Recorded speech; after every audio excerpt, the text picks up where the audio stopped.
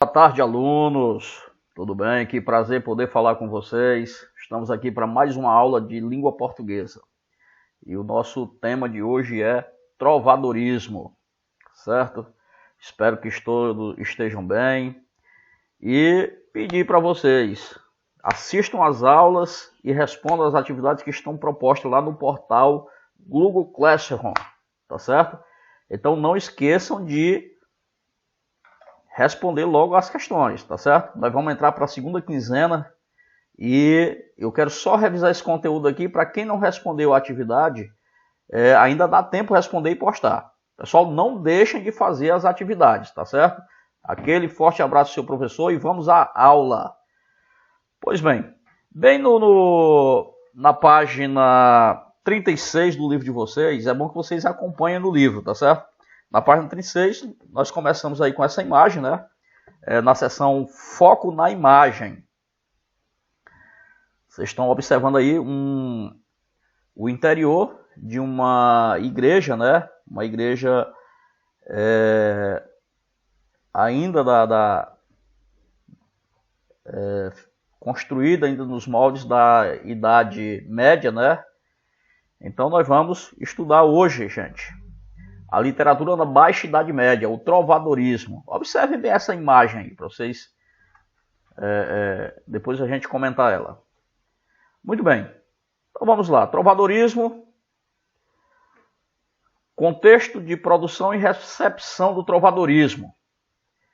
Bom, essa obra arquitetônica e as pinturas que vocês examinaram aí no foco da imagem, eles foram produzidos durante a Idade Média, momento em que na literatura surgiu o trovadorismo. O trovadorismo é nossa segunda escola literária. Nós vamos estudar primeira escola literária do segundo ano, é a que nós vamos estudar, né? Lá no primeiro ano, vocês estudaram lá o quinhentismo, né? Né? Outros períodos aí. E agora nós vamos lá aqui para o trovadorismo, tá? Então, o conjunto das produções literárias da Baixa Idade Média, em Portugal, nós vamos chamar de trovadorismo.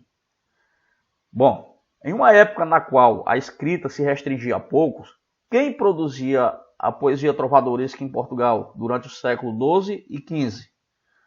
Como ela era difundida? Quem era o público consumidor? Essas perguntas nós vamos responder no decorrer da nossa aula, tá certo?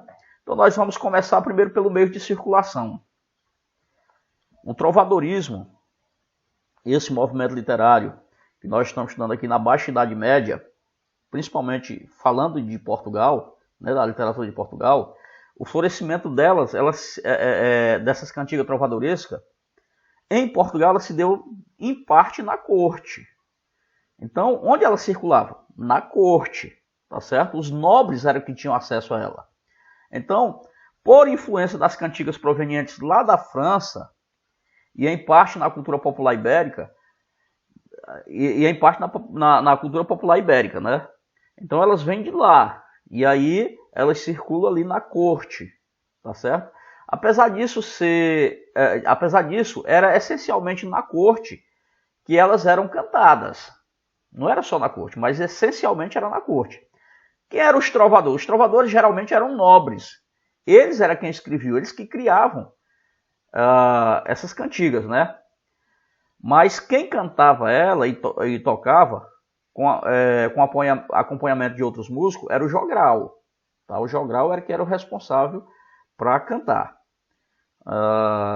Aqui o que a gente percebe, né, é que os trovadores, os nobres, eles só escreviam, né? Era como se eles, como é que eu posso dizer? É como se eles não quisessem se expor, né? Talvez pela questão social, ele não queria se expor. Então eles escreviam e o jogral era quem cantava essas músicas. Até porque a poesia naquela época ela era cantada e acompanhada por instrumentos musicais, né? Eu botei até uma imagem aí. Assim, de castelo em castelo, de feudo em feudo, essas composições eram transmitidas de forma oral. Elas não eram elas eram criadas, gente, mas elas eram apenas cantadas. Elas não eram escritas em forma de folhetim. Elas eram transmitidas oralmente, né? Bom, as cantigas, elas representam um momento decisivo na cultura da Baixa Idade Média. Por que eu digo isso? Porque as temáticas daquela época, elas eram marcadas por envolvimento da igreja, né? Por temáticas religiosas. Eram temáticas religiosas que eram tratadas nesse momento. Então aqui, as cantigas representam um momento decisivo na cultura da Baixa Idade Média, uma vez que elas são a primeira importante manifestação cultural leiga, rompendo com as temáticas religiosas que marcavam o mundo medieval. Você sabe que o período medieval era um período ainda teocêntrico, né? Onde Deus era o centro das preocupações humanas e a igreja tinha um grande poder social e cultural ali. E as temáticas que eram trabalhadas ali naquele período eram mais temáticas religiosas. E aí, nesse momento, surge a questão das cantigas, né? É por isso que ela tem, como é que se diz, uma importante representatividade, não uma importante representatividade, ela rompe com o ciclo da arte ali quando apresenta temáticas que não são temáticas religiosas. Bom, aí nós vamos falar do contexto. Quando eu falo em contexto, falar no momento histórico ali em que essa escola literária começou a surgir. Então, durante a Idade Média, a concepção de mundo, como eu falei antes para vocês, ela era essencialmente teocêntrica. Isto é, Deus era o centro do mundo, o centro das preocupações. E a igreja, nesse momento, tinha uma importância fundamental na vida das pessoas. E de toda a produção e recepção das artes, e toda essa... Escuta bem o que eu estou dizendo para vocês.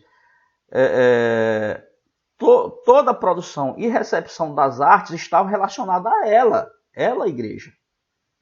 E como era a igreja que criava, que indicava ou que produzia, né?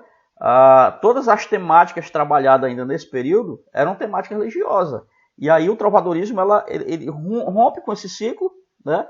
E aí cria uma nova situação, né? Um movimento que não era voltado apenas para questões religiosas, tá certo? Então, como poucas pessoas tinham acesso à leitura e à escrita, a cultura letrada e as artes em geral era no espaço das igrejas, né? Que as pessoas podiam conhecer as manifestações da pintura, da música e da arquitetura. As representações teatrais eram feitas naquela época na parte externa da igreja, né? E isso em datas religiosas, como a Sexta-feira Santa, né? E aí nesse período a gente via tinha uma enorme participação popular. Apesar de essas missas serem celebradas em latim, também também nesses atos as pessoas podiam ter acesso a textos bíblicos e contato com a moral cristã. Para vocês terem uma ideia, a população em geral, né? Elas não tinham acesso à leitura e à escrita. Poucos sabiam ler e escrever, né? Então o que a gente percebe que as pessoas que tinham acesso a essa parte mais rica da cultura eram os nobres, tá? E aí a população em geral, as outras classes sociais só tinham acesso, a classe mais baixa só tinha acesso quando eram levados para serem apresentados na igreja, no pátio de fora, né? E aí as pessoas tinham contato com essas temáticas, né? Conheciam os textos bíblicos e a moral cristã. Muito bem. E aí, gente, o que nós podemos ver aqui também,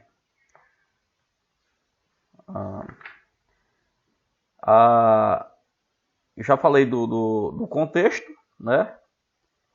Do contexto e os meios de circulação, né? O trovadorismo em contexto e os meios de circulação. Pois bem, eu quero fazer uma pequena observação, isso na página 40 do livro de vocês. Nós temos aqui, ó, lá na Idade Média em Portugal, Duas eram as espécies de poesias trovadorescas, né? A lírico-amorosa, que era expressa em duas formas. A lírico-amorosa era escrita em duas formas, que era a cantiga de amor e a cantiga de amigo. Cantiga de amor e cantiga de amigo.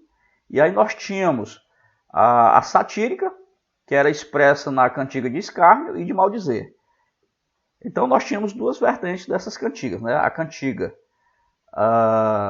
que eu falei para vocês, a lírico-amorosa, né? Essa lírico-amorosa é dividida em cantigas de amigo e cantigas de amor. Aí nós tínhamos a satírica, que era expressa em duas, que era a cantiga de escárnio e a cantiga de maldizer. Então o poema ele recebia o nome de cantiga, gente. Recebia o nome de cantiga. Por quê? Porque elas eram cantadas, né? Pelo fato do lirismo medieval, o lirismo medieval ele se associa intimamente com a música. E a poesia era cantada ou entoada e instrumentada. Daí se compreende que o texto sozinho, como nós temos hoje, né, apenas oferece uma incompleta e pálida imagem do que seriam as cantigas quando cantadas ao som de instrumento, né? Ou seja, apoiadas na pauta musical. Todavia, dadas as circunstâncias sociais e culturais em que essa poesia circulava, perderam-se numerosas cantigas e a maioria das pautas musicais, porque, como eu falei para vocês, elas eram transmitidas oralmente, elas não eram escritas. Havia a chamada tradição oral, né? E muitas delas se perderam com o passar do tempo, tá certo? Era só um lembretezinho que eu queria tratar com vocês. E aí eu vou falar aqui um pouco desse amor cortês, né? Bom, os trovadores e o amor cortês. Os trovadores, como vocês sabem, eram quem produziam as cantigas, né? Que geralmente eram nobres. Bom, baseado nas relações feudais, aqui nós estamos falando do período feudal, tá certo? De suzerania e vassalagem. O amor cortês ele nasceu, gente, com a produção lírica dos trovadores no século XII. Isso no sul da França, como eu já tinha comentado com vocês. Essa concepção de amor, ela instaurou um tipo de relação na qual a dama ela era geralmente casada, né? Era geralmente casada e de uma categoria superior.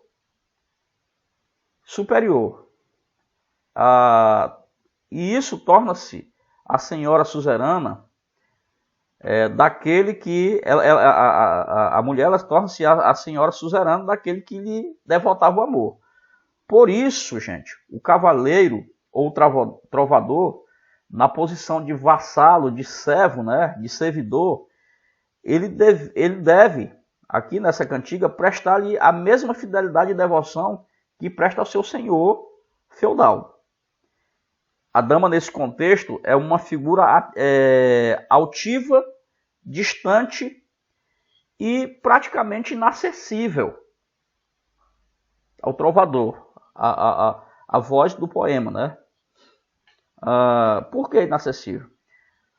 Porque, primeiro, ela era casada. Segundo, era senhora, né? E pertencia a um mundo diferente, tá? Como nós estudamos lá, estudamos em história, nós tínhamos aí na Idade Média 3 classes sociais bem definidas, né? Nós tínhamos a nobreza, o clero, a nobreza, e nós tínhamos ali a plebe, né? Era o povo. Então, nesse período aí, nós tínhamos aí que era o período feudal, né? Nós tínhamos os senhores feudais e tínhamos os servos, né? Os servos. Como vocês sabem, os servos, eles nasciam servos e morriam servos. não tinha como eles ascenderem a outra classe social. Eram bem definidas já as classes sociais. Quem era servo não podia ascender a outra classe, né? Tá? A classe dos nobres. Então era bem definido e era assim que eram tratados. Então não havia possibilidade, né, naquela época, de um servo casar-se com alguém, né, da segunda classe ou da corte, né, dos nobres, certo? Então havia essa diferença nas classes. Uma vez servo, sempre servo. E aqui, o amor cortês é uma convenção amorosa que nas cantigas de amor, galego-português, se expressa pela presença de determinados elementos, entre os quais se observam, né? Primeiro, a absoluta submissão à dama, o vassalo era submisso à dama, a vassalagem humilde e paciente, que se verifica, inclusive, pela presença da expressão minha senhor, quer dizer, minha senhora. Terceiro, o resguardo da dama. A fim de sua reputação não ser abalada, era vedado o trovador revelar quem era o objeto de seu lamento e suspiro. Ele não podia revelar. O outro, o elogio à dama é feito por meio de termos abstratos e indeterminados. Ele não podia também mencionar as características físicas, né? Porque se ele descrevesse fisicamente como seria a sua senhora, a quem ele devota todo aquele amor, certamente as pessoas ficariam sabendo. Então, a descrição da senhora aqui, quanto aos traços físicos, né, eram abstratos e indeterminados. Como, por exemplo, ele usava a expressão fremosa de bom parecer, né, que pode aparecer combinados com qualidades não físicas, como o bem falar, o siso, doçura. Então, o amor cortês ele era marcado, né, por essas regras, por essas normas, né? Era de uma absoluta submissão. Bom, aí nós temos aqui, eu separei aqui, gente,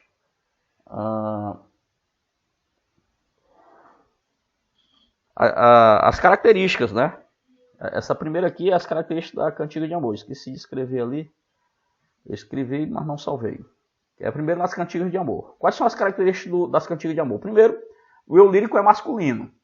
Segundo, a mulher, que é o senhor, né? Ela é idealizada e distante. Pelo que eu falei antes para vocês, pelo fato dela ser idealizada e ser distante. Primeiro porque ela era casada, né? A coita amorosa é a aflição do eu lírico, traduzida em lamentos e muitas vezes o desejo de morte por não ter o amor correspondido, né? Às vezes o eu lírico ali, a aflição do eu lírico, ela se traduz nessa vontade de morrer. Por quê? Porque ele ama alguém e na maioria das vezes esse amor, ele não é, na maioria das vezes não, ele nunca é correspondido, né? Ele não é correspondido por quê? Porque é uma mulher casada, na maioria das vezes era mulher casada, né? E ele jamais teria acesso. Então há no lirismo, aqui da cantiga de amor, uma vontade de morrer por conta disso, né? O amor não correspondido, o amor impossível. O amor cortês é uma convenção amorosa regida pelos códigos e regras de acordo com as quais o eu lírico aparece na posição de vassalo e de servidor do seu senhor, né? No caso, sua senhora. O tema amoroso é abordado aqui com maior complexidade do que nas cantigas de amigo. O ambiente é da aristocracia cortesã, da nobreza, né? Na nobreza, o ambiente lá é na nobreza. Não há paralelismo que pode haver refrão. Então, na cantiga de amor, ela pode ter refrão, né? Cantigas de amigo. O eu lírico é feminino. A cantiga de amigo aqui, a voz que fala dentro do poema é uma voz feminina. Aqui a mulher geralmente é uma jovem e por meio da caracterização física tem mais corporalidade do que a mulher presente lá na cantiga, nas cantigas de amigo, né? O amor, ele é natural, tá? Aqui o amor ele é natural, é espontâneo e é uma figura feminina que expressa seus sentimentos dirigindo-se ao amado, né? No caso, o amigo. Por isso que é chamado de cantigas de amigo. O ambiente é popular. Por quê? O ambiente que é descrito nessas cantigas, ela pode ser o campo, a praia, a vila, diferentemente da cantiga de amor, que o ambiente lá é aristocracia, na aristocracia, né? Cortesã. Aqui o ambiente na cantiga de amigo é diferente, né? Pode haver refrão, há paralelismo e forte musicalidade. Cantiga de amigo, a musicalidade é mais presente, né? Mais forte.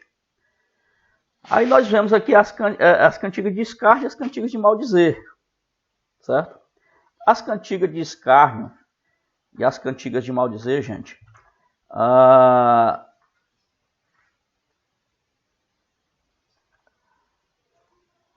ela está presente aqui na cantiga satírica, né?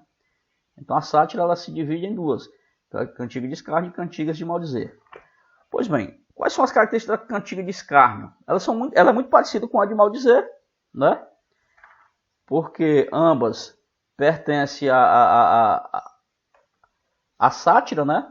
Na cantiga de escárnio, a linguagem ela é trabalhada, irônica e cheia de ambiguidade e trocadilhos. A pessoa satirizada não é, em geral, identificada. Eles não identificam, eles não dizem nome, né? Isso na de escárnio. A crítica volta-se para o comportamento e costume de personalidade da aristocracia galega e portuguesa, de certos grupos sociais como o clérigo, as freiras, os judeus, soldadeiras e prostitutas. Essas são as características dessas cantigas de escárnio. Já nas cantigas de maldizer, a linguagem ela é pouco trabalhada e pobre em recursos expressivos. Ela é mais direta e agressiva e por vezes obscena. Qual a diferença da de escárnio? Ela é às vezes obscena. A pessoa satirizada costuma ser identificada, diferente da de escárnio, né? A crítica tem o mesmo alvo que as de escárnio, que são os comportamentos e costumes da aristocracia de determinados grupos, como clérigo, freiras, judeus, soldadeiros e prostitutas, tá? Aí eu coloquei 500 saberes, que conta um pouco da história, né? As relações feudais, o renascimento das cidades, né? A cidade medieval era o centro ativo da econômica, né? E também um centro intenso de produção cultural. Vocês lembram que quando nós trabalhamos lá em história, a gente trabalha o surgimento das cidades. Gente, o que acontece aqui? A cidade medieval ele era o centro ativo da produção econômica. Então, até então eu estava tratando da população do campo, né? A população das pessoas que viviam nos palácios e viviam no campo. Já o renascimento das cidades, elas surgem quando o sistema feudal vai entrando em decadência, né? As pessoas saem do campo e vêm para a cidade procurando novas oportunidades, né? Aí é que surge a questão da burguesia, né? Porque as cidades, as polis, passaram a ser chamadas de burgos. Né? As cidades naquela época eram chamadas de burgos. E aí forma-se uma nova classe social, porque quem sai do campo vai para a cidade, eles criam, como é que se diz? Surgem novas profissões, o sapateiro, o padeiro. Grande parte dessas pessoas vão trabalhar com comércio e aí surge uma nova classe social ali, que são os chamados burgueses, né? E aí, para vocês terem uma ideia, essa classe, essas pessoas que vivem na cidade, elas são mais alfabetizadas. Então, o alcance o alcance da escrita, né? O alcance da escrita, da leitura, ela já é mais ampla nas cidades, né? E aí, como vocês sabem lá em história, os burgueses contribuíram para a criação de universidades. E então a cultura popular, né, das cidades são mais elevadas do que aqueles que trabalham no campo, né? Então, dentro da cidade, a literatura ela abrange mais pessoas, porque mais pessoas têm acesso à leitura e à escrita, ok? Pois é. Então, esse é o comentário que eu quero fazer desse capítulo.